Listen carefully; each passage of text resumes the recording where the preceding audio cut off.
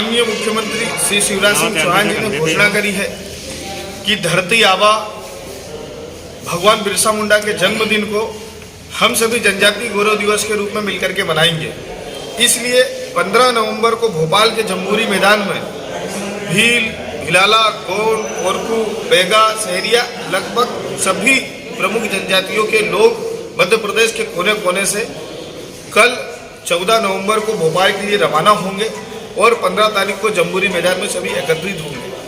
वहाँ एक जनजातीय महाकुंभ की तरह मेला लगने वाला है, जिससे सभी जनजातीय समुदाय आपस में एक दूसरे के रहन सहन, रीति रिवाज, भाषा शैली, संस्कृति को जानेंगे।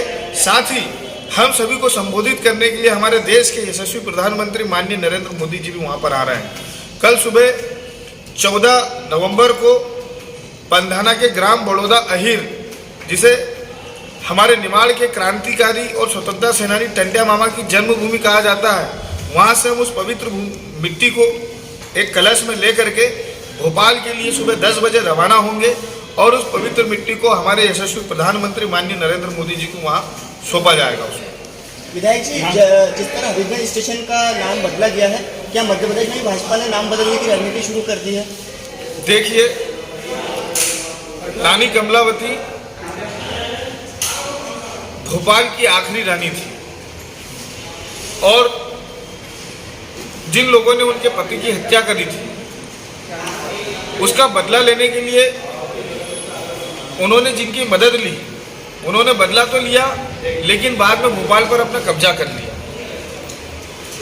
और रानी को धोखा दिया। तो जिनके गौरव से भोपाल को जाना जाता था, जैसे कमला पार्क आपने सुना होगा, वो कमला पार्क की नक्काशी आप देखिए और उसकी वास्तुकला देखिए, उसकी स्थापत्य कला देखिए, ये स्वयं रानी ने उसको बनाया था। और भी कई सारे किले और बहुत सारी इमारतें वहाँ बनी हुई हैं, जिसे वहाँ की रानी ने उसको कंप्लीट कराया था। तो इसको जो है उन्हीं के नाम से समर्पित किया गया है और उस नाम का परिवर्तन किया गया है। आपको क्या लगता है खंडवा रेलवे स्टेशन का नाम भी टंट्या मामा के नाम पे होना चाहिए? देखिए, ये तो जनता की मांग के ऊपर निर्भर करता है।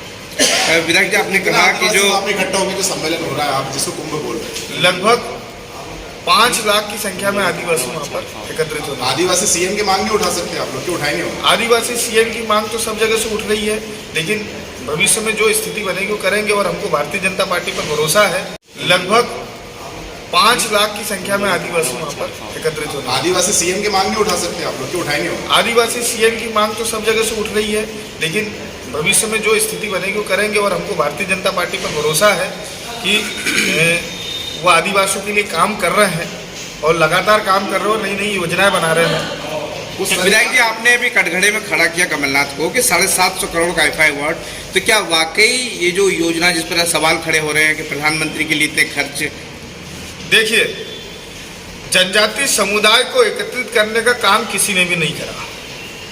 खासकर कांग्रेस सरकार ने सिर्फ और सिर्फ आदिवासियों के नाम पर राजनीति करी है। ये 15 महीने की सरकार में वो कोई एक योजना बता दे कि आदिवासियों के लिए उन्होंने योजना निकाली हो। आदिवासियों के लिए तो कुछ करा नहीं, उल्टा PSC के क्वेश्चन में भील जनजाति को चोरी करने वाला, डकैती करने वाला, शराब पीने वाला बता दिया है और उनके ऊपर कोई कार्रवाई भी नहीं करी उन्होंने, कोई योजनाएं तक नहीं निकाली। भारतीय जनता पार्टी की सरकार में जनजातीय समुदाय के लिए बहुत सारी योजनाएं निकली हैं और ये कोई एक क्रांतिकारी का नाम बता दे कि जिसकी स्मारक तक इन्होंने बना दी हो। ना वो भीमराव अंबेडकर की जो जन्मभूमि वहाँ पर उन्होंने कुछ करा, ना टंट्या मामा की जन्मभूमि पर कुछ करा। जो कुछ भी इनकी इमारतें बनाई गई है, इनकी स्मारकें बनाई गई है, उनको जो सही सम्मान दिया वो भारतीय जनता पार्टी की सरकार ने दिया है। कांग्रेस ने सिर्फ और सिर्फ आदिवासियों के नाम पर राजनीति करने का काम किया, राजनीति की रोटियां सेकी उन्होंने। और आज जब हम लोग जनजातीय समुदाय को एकत्रित करने के लिए जा रहे हैं तो इनको तकलीफ हो रही है। यही काम अगर ये देश की आज़ादी के बाद में कर लेते हैं तो आज आदिवासियों के लिए इससे बड़ा कोई इवेंट हो रहा होता।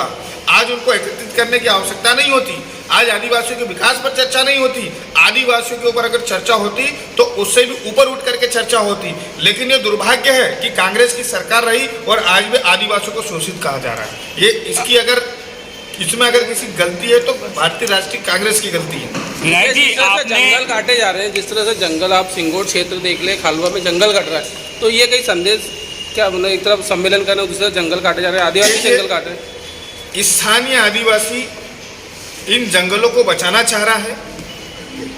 बाहर से कुछ लोग आकर के जंगल की लकड़ियां काट रहे हैं और उनको बेचा जा रहा है। हम खुद उसकी जांच करने के लिए गए थे। माननीय वन मंत्री तक जंगल में खतरा मोल लेकर के घुस गए थे और हम लगातार उन पर कार्रवाई कर रही है। कुल्हाड़ियाँ, जो आरा मशीनें हैं और जो इलेक्ट्रॉनिक मशीनें हैं जिनके माध्यम से जंगलों को रात में काटा जा रहा था, कई बड़ी मात्रा में जब्त हुई है, हथियार भी जब्त हुए हैं। तो हम जंगलों को बचाने के लिए प्रतिबद्ध है और जो भी जंगल काटेगा उसके ऊपर कार्रवाई होगी।